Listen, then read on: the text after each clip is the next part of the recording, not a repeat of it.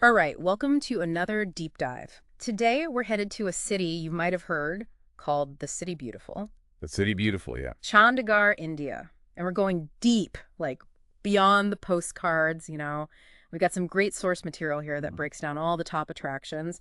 But we want to understand what makes Chandigarh truly special, not just pretty. Well, and I think that's a great starting point because a lot of people don't realize that Chandigarh is, well, it's planned. Planned. Yeah, it's not like a city that just kind of grew over time. Someone sat down and thought about it, integrated it into the natural landscape, like a work of art almost. Like someone took a blank canvas and said, Hitty goes here.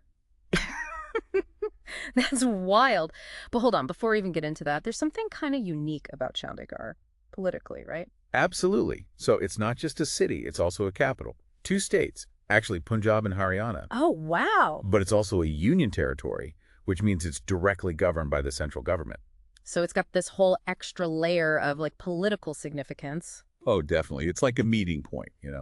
Okay, so we've got a planned city, a melting pot of cultures, and it's visually stunning. Let's talk about what to actually see in Chandigarh. Okay. Our source highlights Sukhna Lake. What's so special about this place? All right, picture this. A serene lake right at the base of the Shivalik Hills. Okay. And get this, it's completely man-made. Whoa. So it's not just a pretty picture, it's actually essential to the city's ecosystem. It offers, like, a real escape for everyone. You can walk along the promenade, go boating, or just enjoy the view. All right, so Sukhna Lake is all about peace and nature. Yeah. Now, our source also mentions the rock garden. Am I picturing something kind of Alice in Wonderland-ish? I mean, yeah, kind of. It's 40 acres of sculptures and waterfalls. There are these maze-like pathways, and it's all built from recycled materials, like broken ceramics, bottles, that kind of stuff. That's incredible. It was the vision of one guy, Neck Chand, turned trash into this captivating art experience. But it's deeper than just art, right? There's a statement about waste and consumerism in there, like finding beauty in unexpected places. So it's whimsical, but also a little bit of social commentary woven in. Exactly. Love that. Right. Okay, from recycled art to something maybe a bit more fragrant. The rose garden, right? What's the deal there? Imagine over 1,600 varieties of roses. Just a burst of color and fragrance. That's a lot of roses. That's the Chandigarh Rose Garden, named, fittingly, after India's first president. And you got to check out their Rose Festival in February. The whole city comes alive, celebrating these flowers. Okay, switching gears a bit, our source talks about the Chandigarh Capitol Complex, a UNESCO World Heritage Site. Clearly important, but architecturally, what sets it apart? This is the heart of Chandigarh's political life, right? Yeah. The Secretariat, High Court, Legislative Assembly, it's all there. This is where you really see Le Corbusier's vision come to life. Okay. Bold lines, geometric forms, raw concrete. It's a total break from traditional Indian architecture. Modern, yeah. But it's also symbolic. Like, here's this newly independent India striving for a new identity in the world. And within this complex, there's the open hand monument. I've seen pictures, it's striking, but what's the meaning behind it? Oh, it's so much more than just a sculpture. Think about it. Yeah. Chandigarh was born from India's partition, a really turbulent time. This open hand, it represents open-mindedness, peace, harmony, like a commitment to move forward. Powerful imagery. Yeah. So we've covered nature, art, a bit of history. What about modern-day Chandigarh? What's the deal with Elante Mall? Well, Lantian is a whole experience. It shows how dynamic Chandigarh is. It's not stuck in the past, right?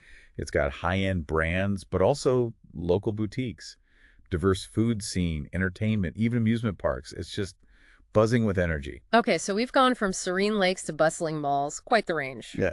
Our source mentions Pinjore Gardens, a short drive from Chandigarh. What makes these gardens stand out? Imagine stepping back in time, strolling through a Mughal emperor's garden. That's Pinjore Gardens. Terrace lawns, fountains, flowers everywhere. At night, the lighting is just magical. Beautiful. Perfect for picnics, photography, that kind of thing. And they have a mango festival every year. Oh, yeah, I've heard Indian mangoes are like next level. Oh, absolutely. It's a celebration of the king of fruits, as they call it. Hundreds of varieties. It's a must experience. Roses to mangoes. Chandigarh's got a festival for everything. But beyond the big attractions, what's daily life like there? Picture this. Wide avenues, trees everywhere, organized sectors with their own parks and markets. It's designed for convenience, for community. So it feels very intentional, very livable. Yeah, and there's a real energy to it. The culture, the nightlife, it's a diverse and vibrant place. It sounds like Chandigarh strikes a balance, like planned order, but also a vibrancy. Exactly. It's not just about looking good, it's about a good life. Well, we've covered a lot. Tranquil lakes, vibrant markets, incredible architecture, and even a touch of social commentary. Yeah, we have. But there's always more to uncover, right? Oh, we've just scratched the surface. There's so much more to explore. As we explore Chandigarh more deeply, it's really important to remember that this city wasn't just designed for beauty. It was born out of necessity. Oh, yeah, I remember reading a bit about that. Chandigarh was created after India's partition back in 1947. Exactly. So the partition, it led to the creation of Pakistan. And Lahore, which was the capital of Punjab, ended up on the Pakistani side. So Punjab needed a new capital, and that's how Chandigarh came to be. So it's not just a beautiful city, it was a symbol of hope, resilience for a new nation. Precisely. And that's where I think you see Le Corbusier's genius. He wasn't just building a city, he had to embody the spirit of a modern India. A nation looking forward. Yeah, and that vision, it's in everything we've talked about. The wide roads, the green spaces, the blending of function and beauty. Right, like it was all very deliberate. Oh, completely. Le Corbusier, he believed in spaces that were, visually appealing but also designed for a good life. Architecture as a tool for social change, he called it. Wow, I like that. Okay, so we've talked about the big picture, but what about life in Chandigarh? Like day to day, beyond the tourist stuff? Imagine, being able to walk down these tree-lined streets, breathing in the fresh air, a sense of peace and order that you don't always get in cities. It sounds almost idyllic, modern, but also serene. That's it. That's Chandigarh. The way it's designed, these self-contained sectors, the emphasis on green space, it creates this calm. But it's not just that. Chandigarh has a cultural scene, nightlife, a diverse population. There's a real energy. So it's not like sterile or monotonous. No, not at all. Chandigarh embraces tradition and modernity. You can find bustling markets with local crafts, amazing Punjabi street food, but also trendy cafes, bars, all that. That's good to hear. I was starting to think it was maybe too perfect. Well, that's a common misconception about Chandigarh, right? People hear planned city and they think it's rigid, lacks character. Right. But Chandigarh is a living, breathing city, always evolving. It seems to have found that sweet spot, the structure and spontaneity, all in one place. Exactly. And that's what I find so fascinating about it. It makes you rethink what urban planning can be. It definitely challenges some assumptions. Okay, so we've gone from the history of Chandigarh to its daily life. Is there anything that surprised you, that maybe our listeners won't expect? Honestly, the sense of community. It's a relatively young city, but there's this strong sense of belonging. People are proud of Chandigarh, and they're involved in making it better. That's amazing, especially in a larger, more modern city. That can be hard to find. Absolutely. And that sense of community, I think, is crucial to Chandigarh's success. It speaks to good planning, but also the people who live there. Yeah, it's that human element, right? Okay, so our listeners are getting a good idea of what makes Chandigarh unique. The history, the architecture, the culture, this sense of community. But we haven't talked much about Le Corbusier's legacy, his vision, its impact on the city today. You're right. His influence, it goes way beyond the buildings.